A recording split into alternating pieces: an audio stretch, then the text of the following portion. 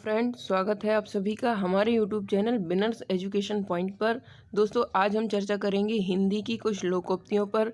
दोस्तों, यह जो लोकोक्तियां हैं यह आपके लिए ग्रुप 2 सब ग्रुप 4 के लिए भी लाभकारी हैं। साथ ही साथ अभी जो कुछ दिन बाद 7 दिन के बाद जो जेल प्रहरी की परीक्षा होने वाली हैं, तो उसमें भी इन लोकोक्तियों का बहुत महत्व होता है। साथ ही साथ कांस्टेबल, एसआई आदि की समस्त परीक्षाओं में हिंदी का वेटेज ज़्यादा रहता है, तो आपको लोकोक्तियाँ याद करके चलना चाहिए। आज हम उसी विषय में कुछ लोकोक्तियाँ पर विषय करेंगे। तो हमारी पहली जो लोकोक्ति है वह है अपनी करनी पार उतरनी। अपनी करनी पार उतरनी का अर्थ होता है जैसा करना वैसा भरना।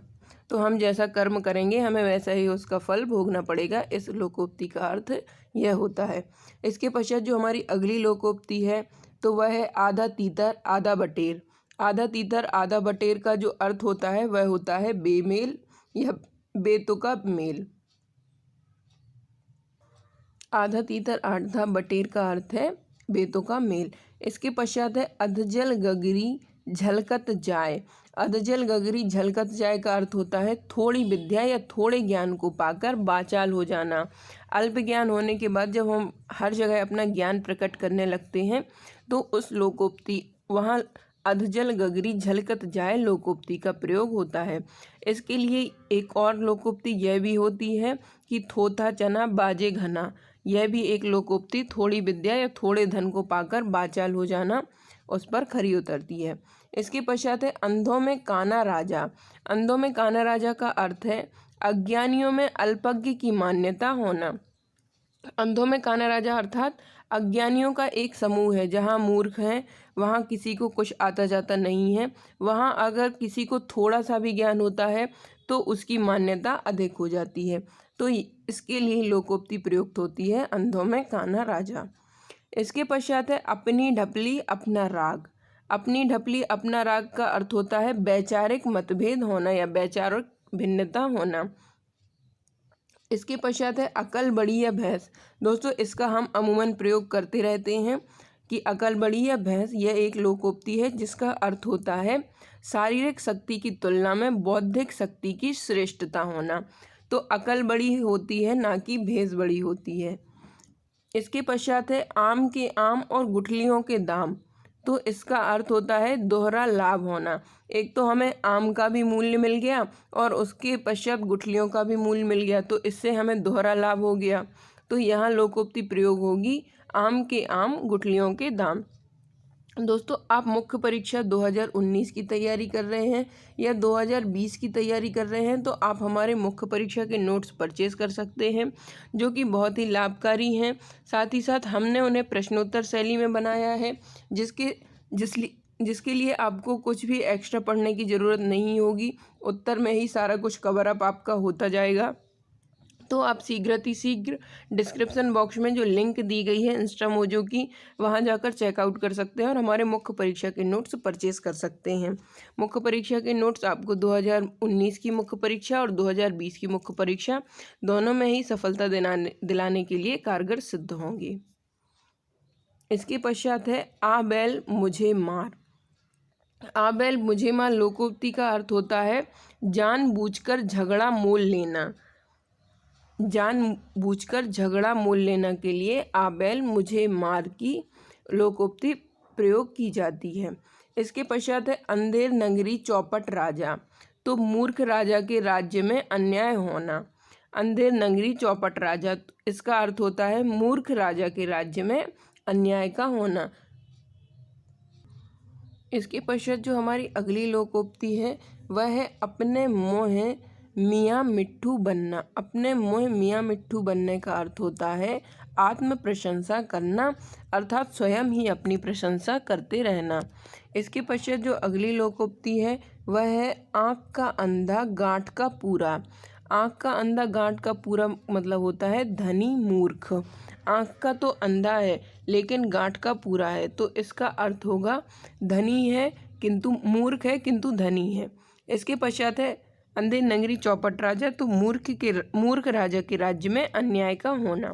आ बैल मुझे मार अर्थात जानबूझकर झगड़ा मोल लेना।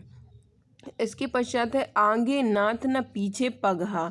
तो पूर्णतः स्वतंत्र होना, आगे पीछे कोई ना होना। आगे पीछे कोई ना होना के लिए हम लोकोक्ति का प्रयोग करते हैं, आगे नाथ न पीछे पघा। दोस्तों, जो आपकी जेल प्रहरी की परीक्षा या ग्रुप 2 सब ग्रुप 4 की परीक्षाएं होंगी तो उनमें आपको एक कोई लोकोक्ति दे दी जाएगी। उसके साथ साथ ही 4 ऑप्शन दिए जाएंगे आपको। तो उनमें से यह जो हमने अर्थ दिए हैं आपको, यह उसका सही उत्तर होगा। तो आप लोकोक्तियों की तैयारी को अच्छे से करें ताकि आपका कोई प्रश्न गलत ना हो, क्योंकि कोई भी प्रतियोगी परीक्षा हो तो उसमें एक एक नंबर का बहुत अधिक मूल्य होता है। एक एक नंबर से ही सिलेक्शन कभी कभी चूक जाते हैं। साथ ही साथ यदि आप 2020 की प्रारंभिक परीक्षा और 2021 की प्रारंभिक परीक्षा की तैयारी कर रहे हैं तो आप हमारी प्रारंभिक परीक्षा की टेस्ट सीरीज को ज्वाइन कर सकते हैं। हमारी प्रारंभिक परीक्षा की टेस्ट सीरीज के अंतर्गत आपको मात्र 500 रुपये में हमारे चैनल के माध्यम से 50 FLTs उपलब्ध कराए जा रहे हैं, जिसके माध्यम से आप 5000 प्रश्नों को कवर कर सकते हैं। और दोस्तों, प्रारंभिक परीक्षा में सफलता का मूल मंत्र यही है, आप जितने अधिक से अधिक वस्तुनिष्ठ प्रश्न सॉल्व करेंगे तो आप सफलता के उतने ही निकट पहुंचते जाएंगे। और दोस्तों, प्रारंभिक परीक्षा में एक बात का और अधिक महत्व होता है, वो होते हैं फैक्ट। और अगर वो फैक्ट MP से रिलेटेड है तो यह आपकी सफलता को सुनिश्चित करने में अत्यंत ही महत्वपूर्ण सिद्ध होते हैं। तो हमारे चैनल के माध्यम से एक 1600 प्लस 1678, इसमें 1678 फैक्ट का हमारे चैनल के माध्यम से समावेश किया गया है। यह बुक निकाली गई है, यह मात्र आपको 50 रुपये में उपलब्ध कराई जा रही है, जिसमें जो भी प्रीवियस ईयर की परीक्षाएं हुई हैं, चाहे वह आयोग की परीक्षा हो, चाहे वह व्यापम की परीक्षा हो, सभी से संबंधित मध्य प्रदेश के जो भी प्रश्न पूछे गए हैं उनका समावेश हमने अपनी इस PDF में किया है। और दोस्तों, अगर आप यह PDF पढ़ लेते हैं तो आपके जो भी प्रश्न मध्य प्रदेश के हैं वह कवर अप होते जाएंगे और मध्य प्रदेश का कोई भी प्रश्न गलत नहीं होगा। तो आप शीघ्र इसको परचेस करके अपने फैक्ट को सुनिश्चित कर सकते हैं। और दोस्तों, यदि आप हमारी टेस्ट सीरीज और ये फैक्ट कवर कर लेते हैं तो आपका सिलेक्शन कोई नहीं रोक पाएगा।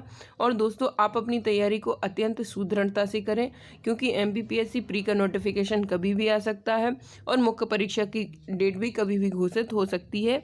तो आप अपनी तैयारी को अत्यंत सुदृढ़ता से करें। इसके पश्चात है हमारी अगली लोकोक्ति, अपना हाथ जगन्नाथ। तो अपना किया हुआ काम ही लाभदायक होता है। और दोस्तों, हमें अपना काम स्वयं ही करना पड़ता है, कोई उसमें कुछ नहीं होता है। तो अपना हाथ जगन्नाथ अर्थात हम जो कार्य करते हैं वही फलदायक या लाभदायक होता है। इसके पश्चात है, अब पछताए होत क्या जब चिड़िया चुग गई खेत।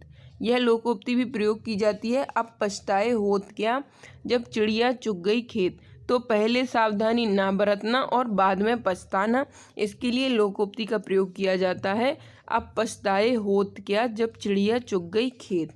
इसके पश्चात है, आगे कुआ और पीछे खाई। तो आगे कुआ पीछे खाई लोकोक्ति का अर्थ होता है सभी ओर से विपत्ति का आना। इसके पश्चात है, ऊंची दुकान फीके पकवान। ऊंची दुकान फीके पकवान का अर्थ होता है मात्र दिखावा करना, अंदर से कुछ ना होना। इसके पश्चात है, उल्टा चोर कोतवाल को डांटे। तो अपना दोष दूसरे के मत्थे मढ़ना, इसे कहते हैं उल्टा चोर कोतवाल को डांटे। इसके पश्चात है, उंगली पकड़कर पहुंचा पकड़ना। तो धीरे धीरे साहस बढ़ता जाना। धीरे धीरे साहस बढ़ते जाने के लिए लोकोक्ति का प्रयोग किया जाता है, उंगली पकड़कर पहुंचा पकड़ना। इसके पश्चात है, उल्टे बांस बरेली को। उल्टे बांस बरेली को अर्थात इसका अर्थ होता है विपरीत कार्य का करना। उल्टे बांस बरेली को का अर्थ होता है विपरीत कार्य करना। उतर गई लोई क्या करेगा कोई। तो इसका अर्थ होता है इज्जत जाने पर भय कैसा। अब जब इज्जत उतर ही गई है तो उसका भय क्या करना। इसके पश्चात है, ऊधो का लेना न माधो का देना। ऊधो का लेना न माधो का देना का अर्थ होता है किसी से कोई संबंध ना रखना। इसके पश्चात है, ऊँट की चोरी न्योरे न्योरे। तो ऊँट की चोरी न्योरे न्योरे का अर्थ होता है बड़ा काम लुक छुप कर नहीं होता है। यह इसका अर्थ है बड़ा काम लुक छुप कर नहीं होता है। तो इसके लिए लोकोक्ति का प्रयोग किया जाता है कि ऊँट की चोरी न्योरे न्योरे नहीं होती है।